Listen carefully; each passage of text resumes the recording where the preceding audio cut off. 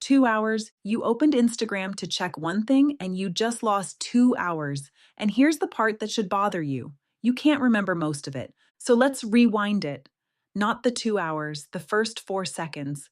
Because everything that happened in there was designed, not by one person and not on purpose, but designed. 4 pieces. And once you've seen them, you won't open that app the same way again. It starts before you even unlock your phone. You didn't decide to open Instagram. Something made you. A red dot. A number in a corner. And notice what that dot doesn't do. It never tells you what happened. It just says something did. And now your brain has to go look. That's not a flaw. Psychologists worked this out decades ago. A predictable reward gets boring fast, and an unpredictable one gets checked forever. It's the principle a slot machine runs on. Not the winning, the not knowing. And the button underneath it was drawn once, in 2005, by a guy who worked at Yelp. A thumbs up, a thumbs down, a faster way to react to reviews without typing. Yelp said no thanks. The sketch went in a drawer. He found it again 17 years later while moving house. By then, it was on nearly every screen on Earth. So you're in, pulled through the door by a dot that wouldn't tell you anything. Now you've seen the notification. You know what it was. This is the moment you were going to close the app. You don't, and that's not weakness. Because before 2016, this was simple. The people you followed in the order they posted. When they ran out, you were done. The feed had an ending. In 2016, Instagram switched that off. Now it's ranked. Ordered not by when things happened, but by whatever the app calculates will hold you. So the thing under your thumb isn't the next thing. It's the strongest thing it has. Users hated it. Loudly, for 6 straight years. And here's the detail that gives the game away. Instagram gave it back. March 2022, an option called Following, working exactly how people asked. You just can't make it your default. Every time you open the app, you land on the ranked feed. If you want the honest one, you go find it, every single time. When a company hands you what you asked for but won't let it be the thing that opens, the default is the product. A few minutes in, something changes. You're not checking anything anymore. You're just going. And you should have stopped by now, because everything else you do has a stopping cue. The end of a chapter, the bottom of a page, the credits. This doesn't. And the man who removed it has spent years apologizing for it. In 2006, a designer named Asa Raskin got tired of clicking next page in search results. So he built a page that keeps loading as you scroll. His reasoning was almost noble. If I'm making someone stop and make a decision they don't care about, I've failed as a designer. He now calls it one of the biggest regrets of his career. In 2026, he sat in a courtroom and testified about it. A man explaining under oath what happened after he saved everyone one click. Because he didn't just remove a click. He removed the moment your brain asks, do I actually want to keep doing this? There's no page 2 to choose anymore. So nobody chooses. And then, around the half-hour mark, the thing nobody warns you about, it gets darker. You came for a notification. But the feed has drifted. An argument, a disaster, something upsetting, then another one. You don't feel good, you're still scrolling.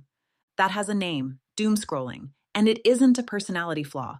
Your brain runs a negativity bias, threat detection built for a world where missing bad news could kill you. Bad things shout, good things whisper. Now put that brain in front of a system whose only measurement is how long you stayed. Nobody at Instagram decided to make you anxious. They didn't have to. A system that ranks by engagement doesn't measure whether something was good for you. It measures whether you stayed. And the thing that upsets you holds you longer than the thing that pleases you.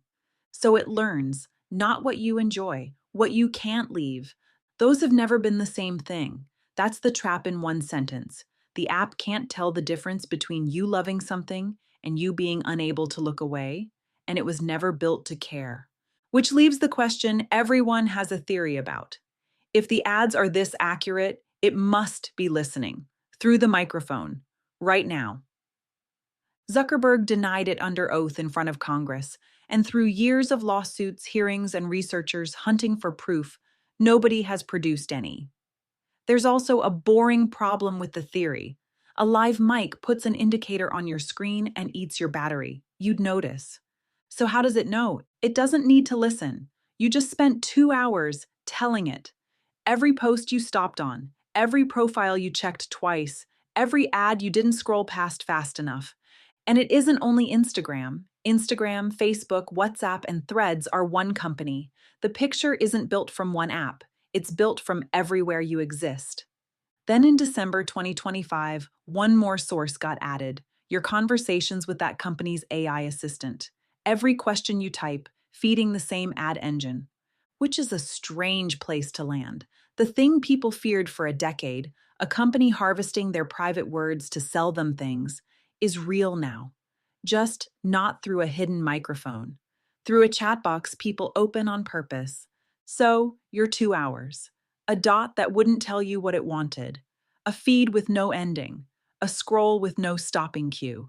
And a system that learned upsetting you works better than pleasing you. Nobody coordinated that.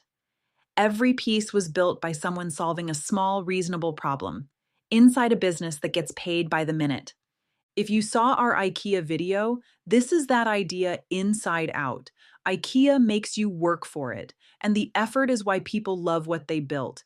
Instagram removed the effort completely. Nothing to build, nothing to wait for, nothing to decide. And that's the better trap. Because when there's no effort involved, there's no moment where you notice you're the one doing it. So here's the part that's actually yours. Tonight, your phone is going to light up. One dot, one number in the corner, and you'll reach for it before you've decided anything, because that's what it was built to do, and knowing that doesn't switch it off.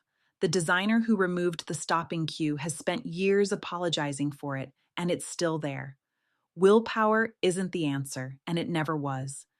But there's a seam. It's about 4 seconds wide. It's the moment right after you've seen what the notification was, when the question you opened the app to answer is already answered and you're still holding the phone. Nothing new has happened. Nothing is being offered. The app is just quietly betting you won't look up. That's where the 2 hours start. So this video has exactly one piece of advice, and I want to be upfront about how stupid it's going to sound. Close it at the dot. That's the whole strategy. See what the notification was and leave. Don't scroll a little. Don't check one more thing. You already got the thing you came for. I'm aware that's like telling someone to win a fight by not getting hit, but it's the only moment in the entire 2 hours where the app hasn't got hold of you yet, and it's the only one you'll ever get. You'll probably blow it tonight. The designer who built the scroll blew it too. That's not a character flaw, that's the design working. You weren't enjoying those 2 hours. You were being held. Next time, you'll feel the exact second it happens. Consider yourself grasped. See you next time.